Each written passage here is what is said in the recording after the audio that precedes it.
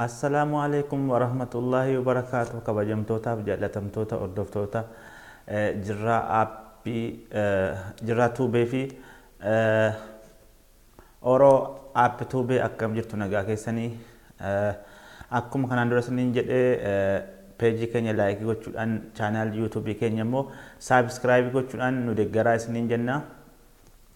Yeroo dhiyoo kana keessatti waan teknoolojii wal qabatan baay'ee barsiisaa jirra, baay'ee qophaa'ee jira, viidiyoo baay'ee nama ajaa'ibu qophaa'ee jira.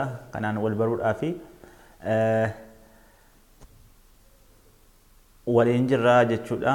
Amma kan arrasanitti agarsiisu waan ajaa'ibaa, aappii ajaa'ibaati.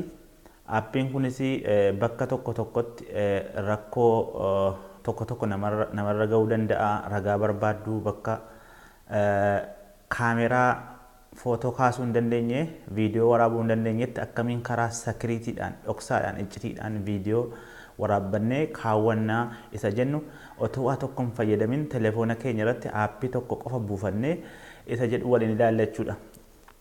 Akkuma kanaan dura isinitti himee yeroo mara aappii pileestoorii keenya bannee keessa buufannaa. Aappichis jalqaba pileestoorii keenya banannaa hordofaa sirriitti.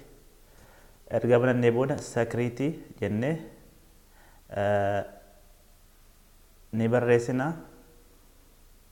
Sakreetarii viidiyoo likkoord yeroo barreessitan jalatti isin dhufa kunoo sakiriitii viidiyoo likkoord isa jettu argaartu gara mataarraa isa inni cuqaasna. Erga cuqaasnee booda asitti baakgiraawundi viidiyoo likkoordetti mallattoo ijaa irra qaxxaamura sarara qaxxaamuraa kaa'amee jiru kana ni cuqaasna jechuudha.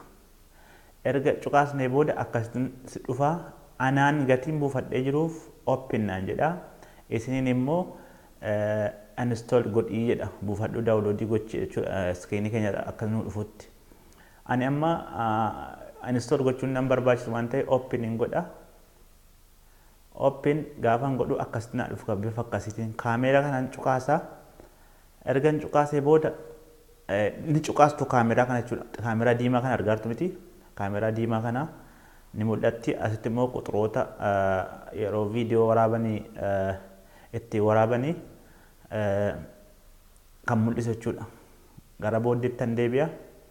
Amma muluu nan bal'eessa jedhu maruma isaa.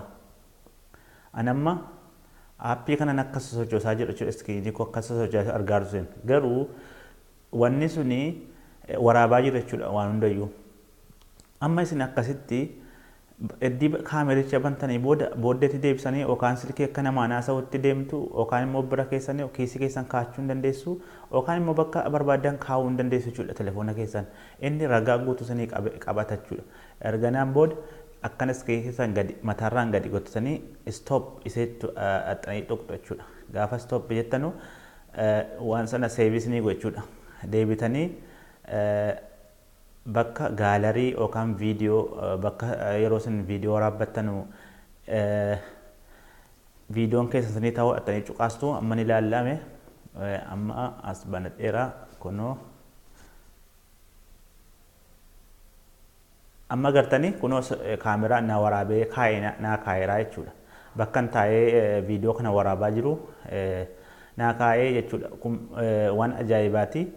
Akkasitti isinis kana buufattanii karaa salphaa ta'e ragaa barbaadan akka itti qabattanu isin gargaara. Kanatti fayyadamaa namoonni baay'ee waan akkasii rakkisa. Kanaaf yeroo ammaa kana teknoolojii fayyadamnee ragaa guutuu kennuu hin dandeenya. Ofiis sakireetii ofiitiifis nagummaa ofii eegsifachuudhaaf aappiin kun isin fayyada jechuudha. Isa kana baay'ee aappii barbaachisaadha waan ta'eef buufadhaatti fayyadamaa hiriyoota keessaniif sheerii godhaa. Isiniin jedhaa barumsa biraatiin hanga walitti deemuutti nagaatti tura. Saabskraayibii gochuun laayikii peejii keenya gochuudhaan nu deeggaraa jenna. Viidiyoo ajaa'ibaa qophaa'ee jira. Gara fuulduraatti hirmaannaa keessan ilaallee kan isiniin gadhiifnu ta'a. Ammanistuu nagaan naa turaa jedha. Wassalaamu alaikum warahmatullahi wabarakatuh.